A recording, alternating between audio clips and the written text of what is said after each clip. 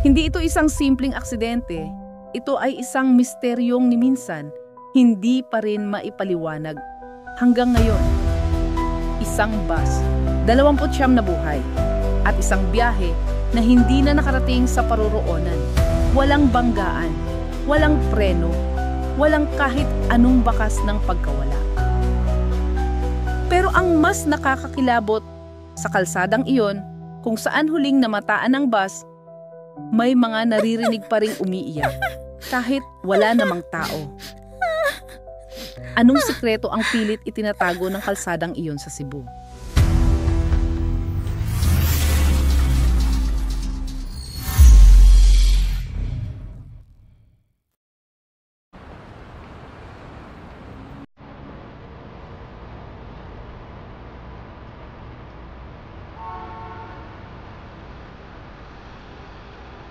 Isang ordinaryong hapon sa South Bus Terminal sa Cebu City.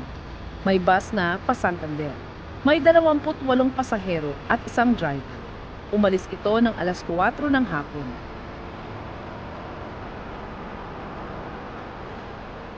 Dumaan sa Carcar, Sibonga, Argao. At pagkatapos, bigla na lang nawala. Walang emergency call. Walang saksi. Walang aksidente. 29 na katao. Naglahong parang bula.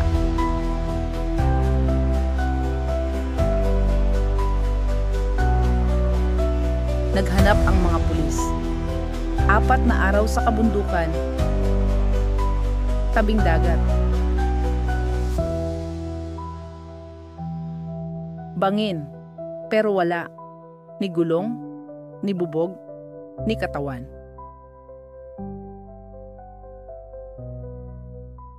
Sa ika-5 araw, may ulat. Magsasaka sa Barili, may bus daw na dumaan sa isang lumang daan. Isang daan na matagal nang sarado. Walang ingay, walang makina, walang gulong na dumadagundong.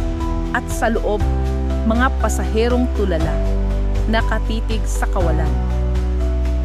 Nang bumalik sila sa daan, wala na ang bus. Para bang naglaho ito sa manipis na hangin.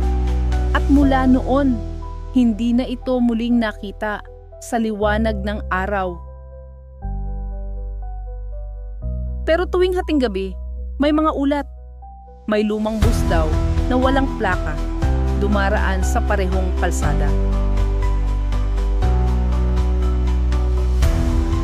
May mga mukha sa bintana, hindi gumagalaw. Hindi kumikibo.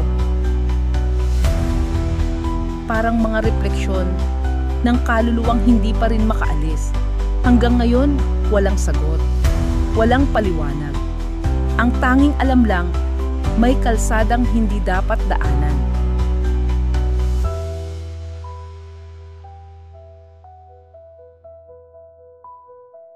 At kung sakaling makasalubong mo ang bus na iyon, sa hating gabi, huwag kang lilingon.